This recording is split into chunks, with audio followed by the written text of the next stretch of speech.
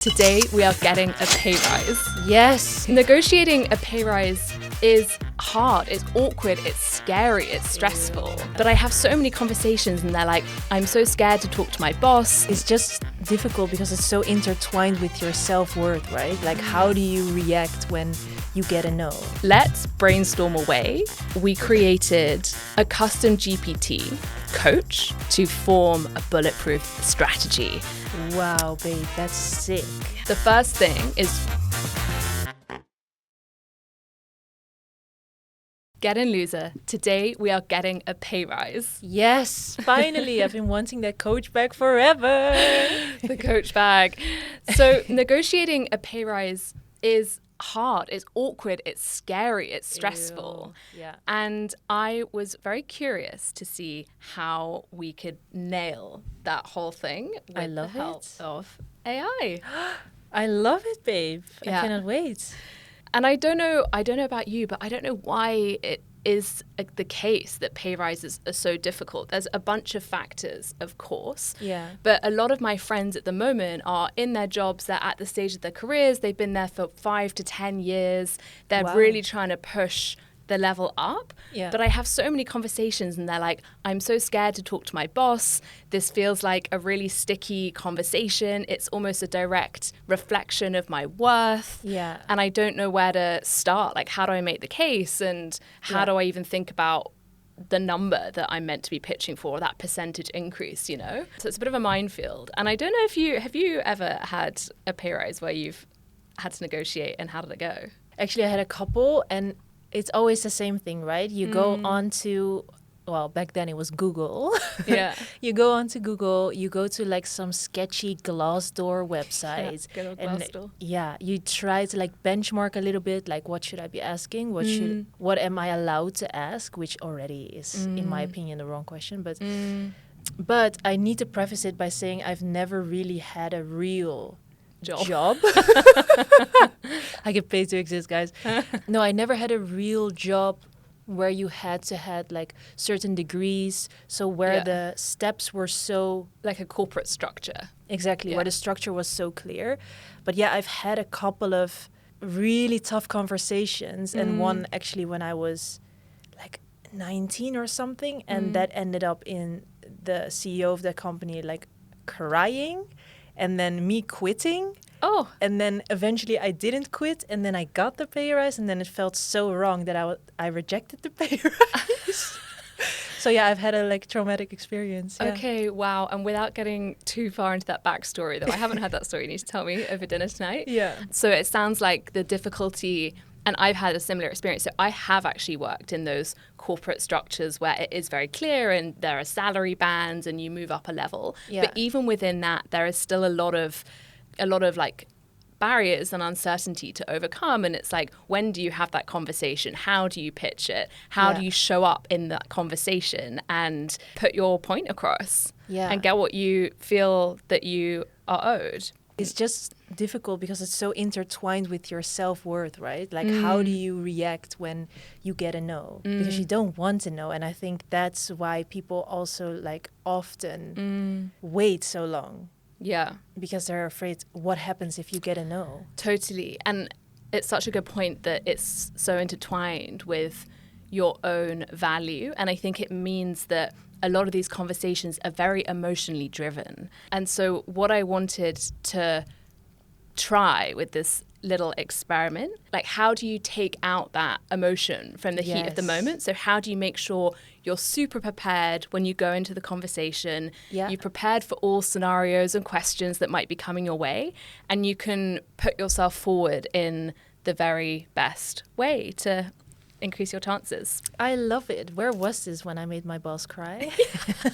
Can you give me like the TLDR? What happened there? Yeah, so basically it was a very small company, and we were working so closely to get there.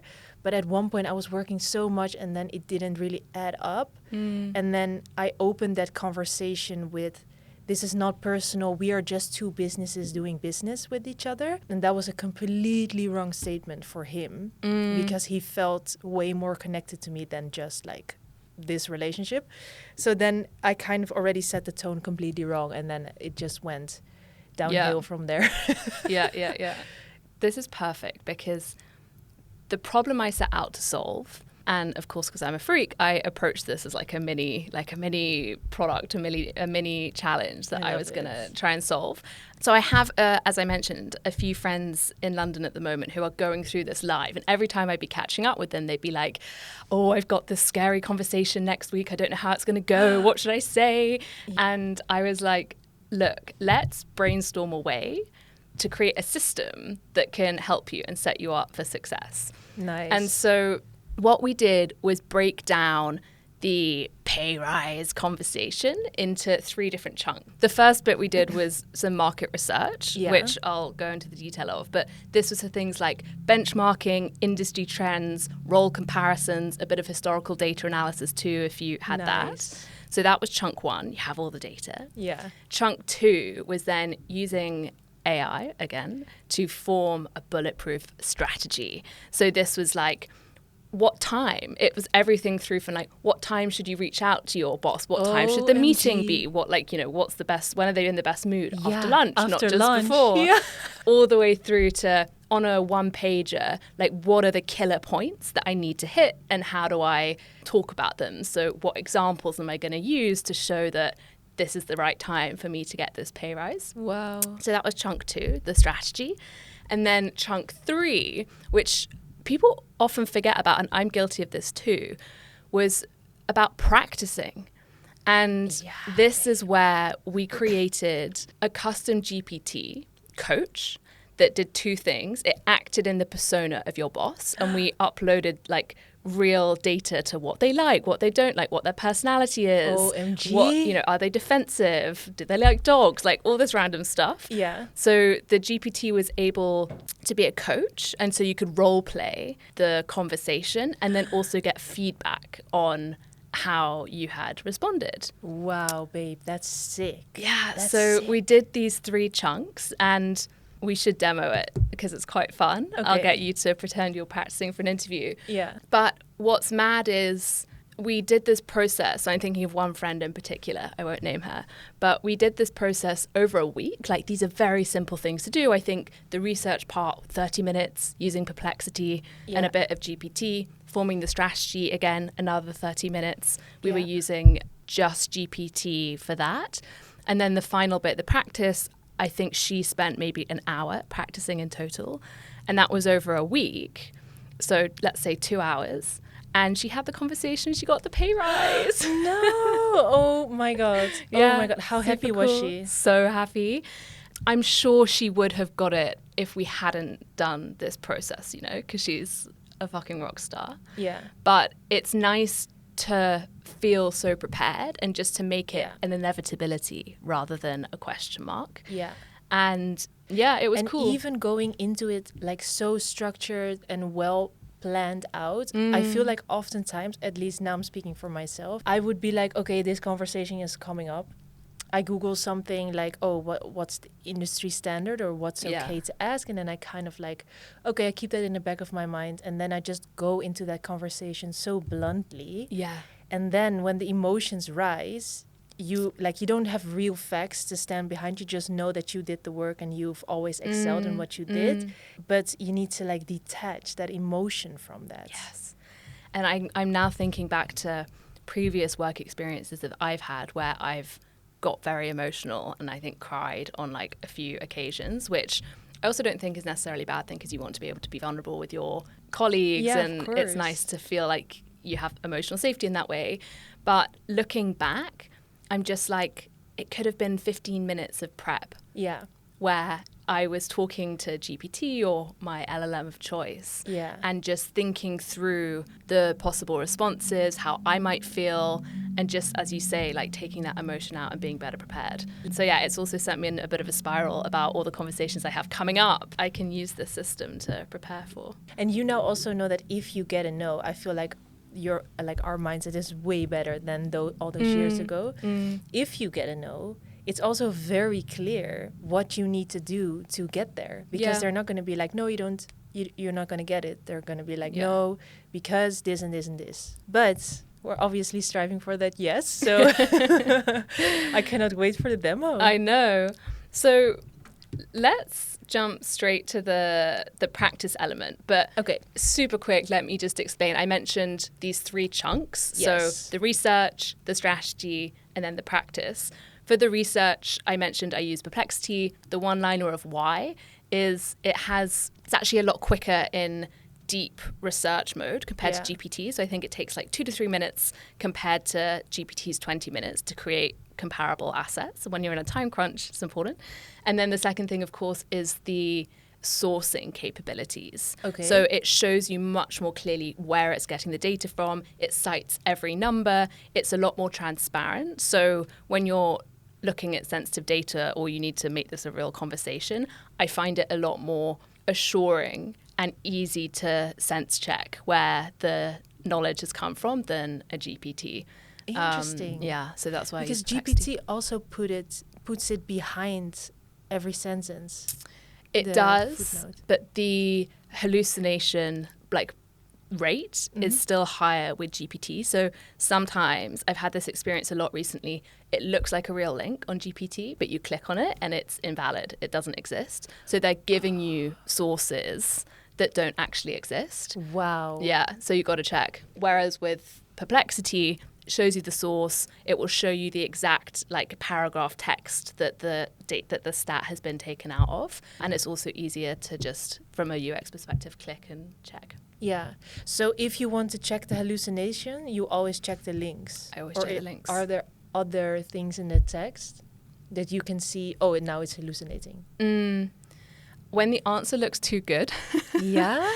I don't know. How else do you check? It's a good question. I'm asking because I've been using deep research from ChatGPT a lot. Yeah. And I just always kind of assume that it's right. So I never click the links.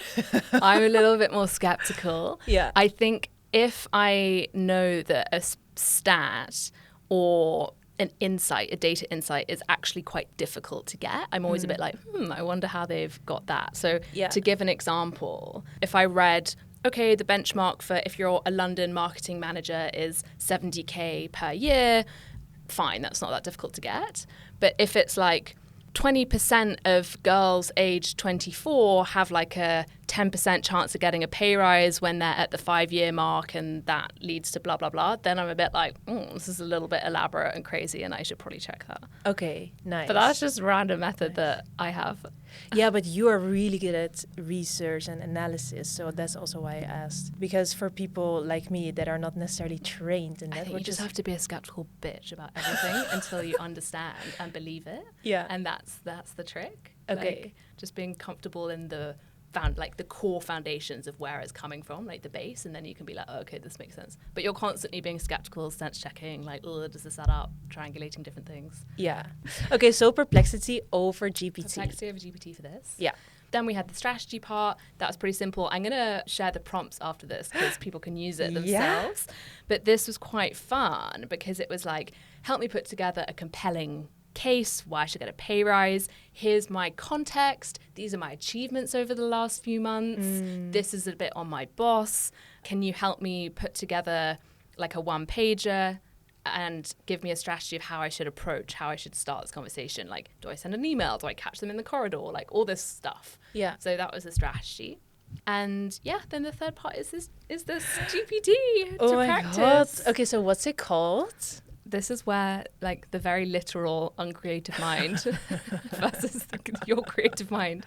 So we've had your name's bad and bougie. My GPT is called Pay Rise Coach. Yeah, I love it. To the point, strict. You're already kind of nervous. So, but she does have a persona that's just preloaded, and her name is Zafia. So that's our fake boss in this situation. Ooh, I'm a bit afraid of Sophia. Yeah. Be afraid. Oh. I've never had a female boss, actually. Really? Yeah. That's sad. Yeah? Yeah. They're the best. I used to work with a lot of, I used to, in my consulting background, you'd be on lots of different teams, and a lot of the time the very senior people were women, and I loved working with female bosses. The best. It's such an example as well. Okay, Sophia.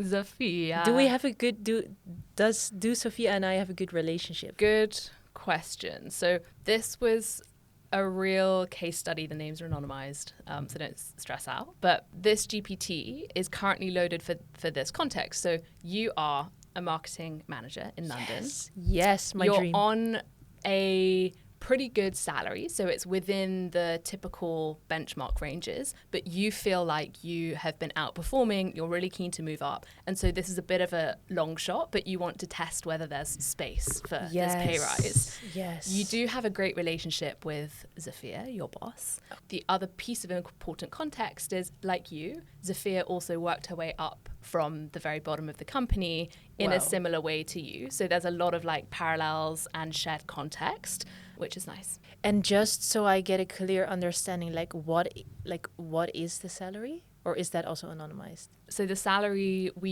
used was 72K. Okay. And in London. Okay. And do we know what the company is making? Is it going up their revenue or down, or? We didn't load that. I think we can assume it's just like stable, but that's like that could be another argument that you'd put into your strategy. Like, how should we think about this factor? Yeah, in the negotiation. Yeah, and what I can bring, I can help you with getting your revenue up. Yeah, but then I also want a cut.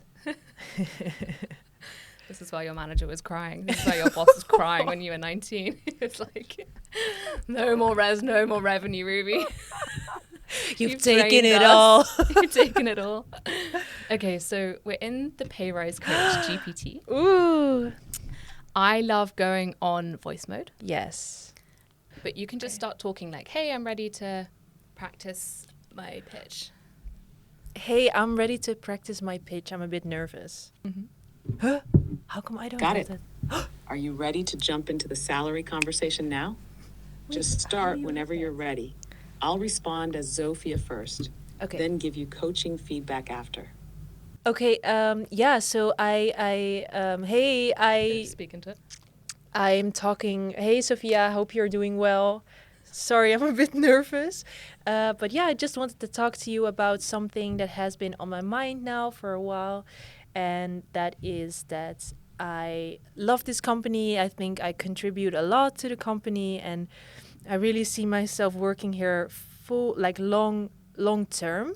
And with that commitment, I was just wondering if there was room for me to see how much room to grow I have within the company. LOL. This is going wrong. Hey, take a breath. You're doing just fine. I can tell this matters to you, and I really appreciate your honesty. It's totally normal to feel nervous in conversations like this. So you mentioned long-term commitment and wanting to understand your growth path. That's great to hear. Can you tell me a bit more about what kind of growth you're hoping for? Are we talking about role progression, responsibilities, salary, or all of the above? Pay rise. What worked? You came across as genuine and loyal, and that counts a lot. Thank you so much for asking that follow-up question, and it's a really good follow-up question. So yeah, I would love to grow further in the current role I have, but I'm also very open to expanding to a new role, and with that type of growth and expansion comes a different salary, in my opinion. So that's why I wanted to talk to you. It's so nice, I know. babe. So yeah, I'm so glad that you just got to try a little bit of how this works. What I personally love is how cute Zafia is and how it does feel like a real conversation, right? Like, how did you find it? Yeah, babe. Sophia is so nice, and actually while doing that conversation for the first time, I still got a bit nervous. So it really models the conversation you will have with your boss. And as you can see, I already was rambling and saying random stuff.